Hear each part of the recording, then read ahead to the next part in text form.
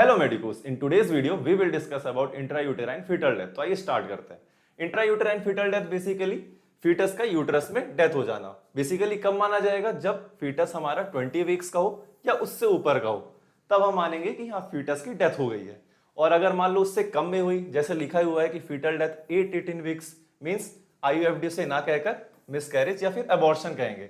और अगर फीटस का डेथ 20 वीक्स के ऊपर हो, जैसे कि यहाँ एग्जांपल दिया है, तो उसे हम आईयूएफडी कहेंगे। अब बात कर लेते हैं कॉजेस की। तो 3 कॉजेस बताए गए हैं। First one is maternal cause, the second one is fetal cause and the last placental cause. तो maternal cause basically hypertensive disorder से जो होती है प्रेगनेंसी में, प्रीक्लैम्सिया हो जाता है, पढ़ी थे प्रीवियस लेक्चर में, डायबिटीज मेलाइटस हो गया, सीवियर एनीमिया हो गया, TORCH infection, basically T stands for toxoplasmosis, O stands for other infection, R stands for rubella and C stands for cytomegalovirus and H that is herpes. RH incompatibility भी होती है cause इसकी, और autoimmune disorder. अब बात करते हैं fetal cause.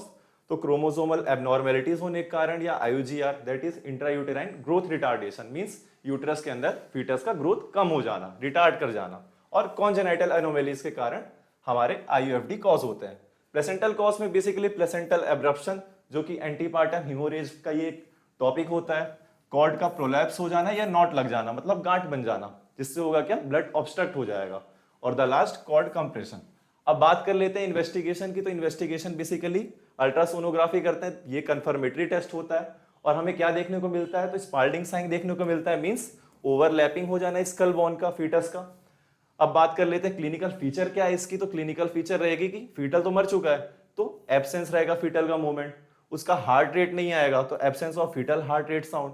Uterus fails to increase in size, मतलब यूट्रस की साइज नहीं बढ़ेगी क्योंकि फीटस तो मर चुका है। और समटाइम्स वेजाइनल ब्लीडिंग और एब्डोमिनल पेन देखने को मिलता है।